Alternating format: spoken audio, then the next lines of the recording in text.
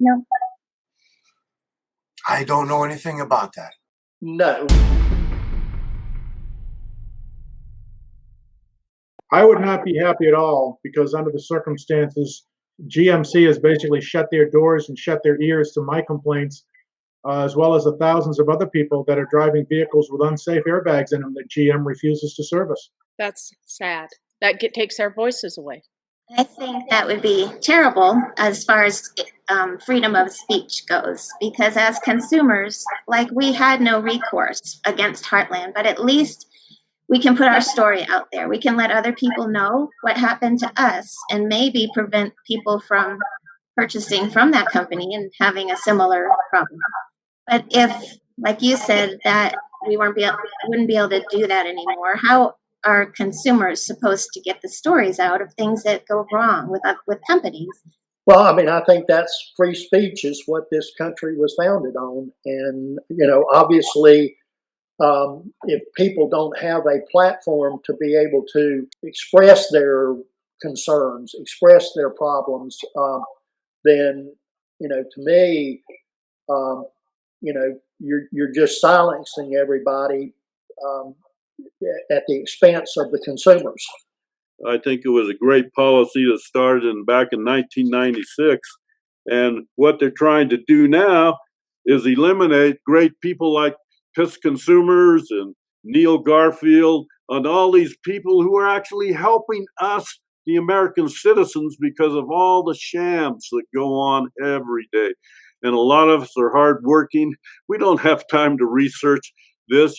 Thank God for the internet now. You can go on the internet, check things out, and it makes one feel comfortable to see that some of that stuff is in print and that people will actually speak out against it to help educate, and then, of course, your kind of organization puts all that together and makes sure that it gets put out, and you have the interviews and that's a fantastic thing. I don't know how in the hell, excuse my French, they could ever consider doing away with, your kind of organizations. I mean, that's basically a violation of the First Amendment. Everybody has a right to speak what they feel.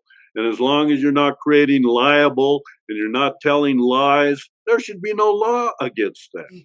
There has to be some sort of regulation. It's like cities having police officers. A lot of people don't like the police, but you've got to have them or there'll be total chaos. So for the internet, there has to be some kind of regulation. I don't know whether I agree if the government should do it, but the truth is they're probably equipped to do it already. So I haven't thought of it beyond that. It should be regulated. I just don't know by who. But there has to be some protection.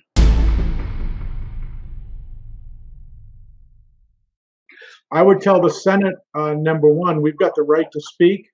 We've got the right to make our complaints public any way we can, whether it's face-to-face, over the radio, over the internet, over the TV. That's part of the First Amendment. They have no right to silence us. I would say, senators, here I am stuck in a corner, which have been pretty well backed by senators, government. In our case, because my husband can't work anymore, so we've got to go on Obamacare. What was that created by? All these senators, government. And here I have a problem. Where do I go? I've gone to my state. My state's dropped the ball. I know what I'm doing. Where do I go?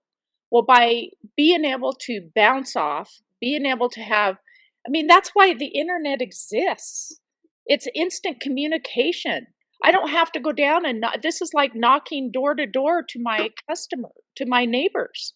I'm knocking to my neighbors virtually through the internet who are experiencing the same thing as I have. And I might have something that I can give to them.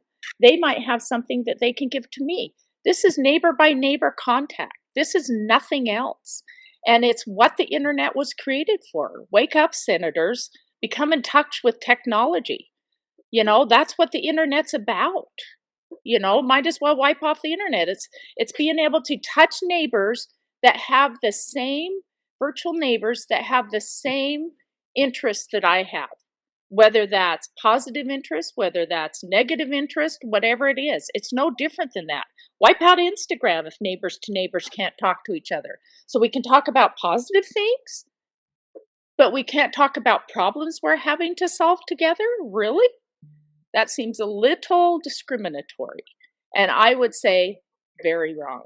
I think it's just a disaster. I think everybody should be writing their Congress people and anybody and putting it out in local newspapers. Fight this. Don't let people take away our rights.